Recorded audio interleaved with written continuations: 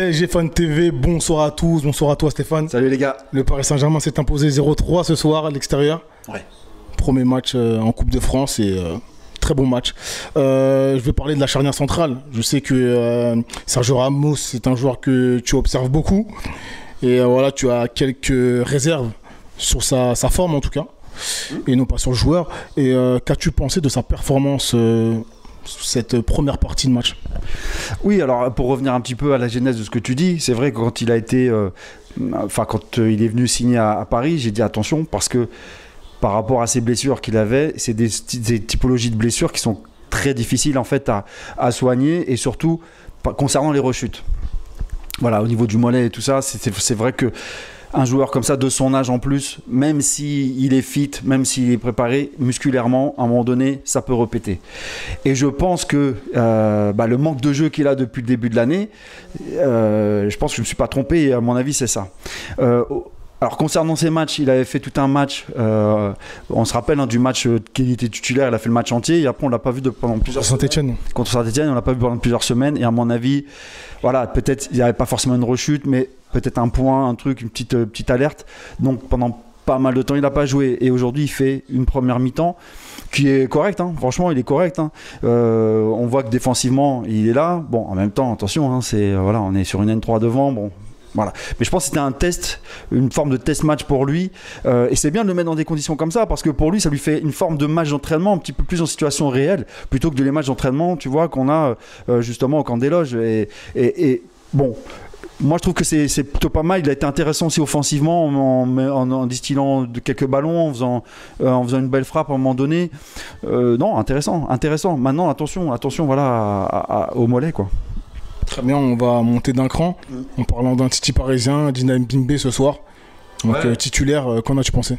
Écoute, moi je le trouve très intéressant par rapport à tous les matchs qu'il a pu faire depuis le début. Il a fait quelques matchs hyper intéressants. Je trouve qu'il a un potentiel technique et un potentiel physique ces deux potentiels-là peuvent effectivement apporter quelque chose à son poste. Alors maintenant, de là à le voir en tant que titulaire, pour l'instant il y a encore du chemin. Mais malgré tout, il peut nous apporter à son poste. Ça reste le Titi le plus utilisé depuis le début de la saison. Ça reste le Titi le plus utilisé depuis le début de la saison, et à juste titre, parce qu'on voit qu'il apporte quand même quelque chose à son poste. Non, franchement, c'est top, c'est bien. À suivre ce joueur. Ça sera bien en parlant d'attaque. Donc, on va parler d'Icardi. Voilà, parce qu'on n'aime pas trop l'évoquer, mais c'est un joueur du Paris Saint-Germain. Ouais. Qu'en as-tu pensé ce soir? Comment te dire, mis à part son but, mis à part le penalty qu'il met, on était en train de se dire ok, il met un contre-pied. Maintenant, si le gardien part du bon côté, ça peut être chaud. Je pense que c'est possible qu'il ne rentre pas parce que il n'était pas super bien tiré. Maintenant, attention, je ne vais pas cracher sur la soupe. Le but, il est là, il rentre, ça nous fait un but en plus.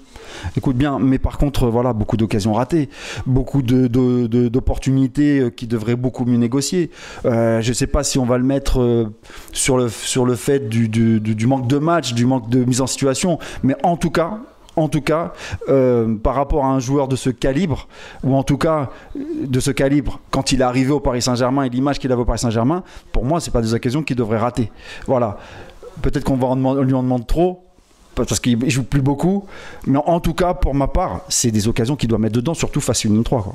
D'accord. Un dernier mot pour Xavi Simons. Je sais que c'est un joueur que tu apprécies. Ouais, écoute, c'est un joueur que j'apprécie. C'est vrai que Youssef, il en avait parlé aussi, c'est-à-dire qu'il en parlait souvent en disant ouais, j'aimerais bien le voir titulaire, etc. Et aujourd'hui, il était titulaire, et c'est vrai que moi, il est super intéressant. Tu as vu sur ses prises de ballon, sur ses remises une touche de balle en pivot. Tu sais, quand il fait ses petites passes d'une touche de balle à l'extérieur du pied, quand il vient percuter vers l'avant, il est tout le temps dans la verticalité. En tout cas, il essaie de l'être le plus possible. Il est altruiste, il donne des ballons, il va porter le ballon vers le but adverse directement quand il peut le faire. Non, il était intéressant, il était quasiment dans tous les bons coups de Paname. Donc moi, j'aimerais bien le voir plus dans la rotation, en tout cas maintenant. Et j'aimerais bien dire effectivement à Pochettino, réfléchis à ça.